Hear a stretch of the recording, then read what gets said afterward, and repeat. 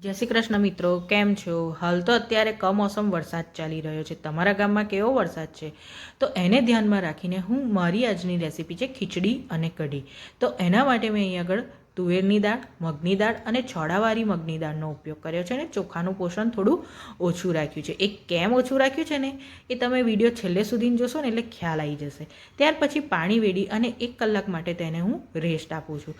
કઢી બનાવવા માટે મેં અહીં આગળ 2 કપ જેટલી છાશ અને 2 ચમચી ચણાનો લોટ લીધો છે. ત્યારે એને મિક્સ કરી અને પછી મીઠું, હળદર, ધાણા જીરું અને ગળપણ માટે મેં મિશ્રીનો ઉપયોગ કર્યો છે. હું અહીં આગળ ગોળ કે મોરસનો ઉપયોગ કરતી નથી. હવે તમને સફેદ કઢી ભાવે તો તમે સફેદ કઢી માટે હળદર સ્કીપ કરી શકો છો. છેલ્લે મેં થોડાક મરચાં અને આદું લીધું છે.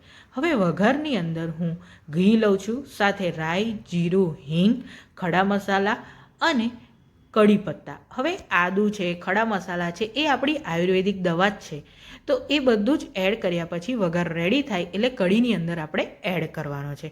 અને એનો એક ઉભરો આવે એટલે પછી કઢીની અંદર છેલ્લે આપણે ધાણા એડ કરવાના છે. એક બાજુ આપણી કઢી ઉકળે છે તો ખીચડી બનાવવા માટે મેં થોડુંક તેલ અને ઘીનો ઉપયોગ કર્યો છે. અને એમાં પણ મેં થોડાક રાઈ જીરોનો વઘાર કર્યો છે, કારણ કે અમારા ઘરમાં થોડુંક વઘારવાળું ખાવાનું વધારે ભાવે છે ઘરમાં બધાને.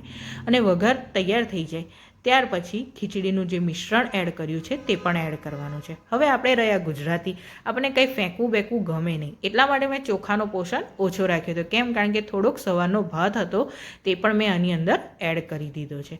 અને છેલ્લે મીઠું અને હળદર નાખી અને પાણીની ક્વોન્ટિટી હું વધારે લઉં છું. કેમ? કારણ કે ખીચડી થોડી ઢીલી બનાવવાની છે વાતાવરણના હિસાબથી.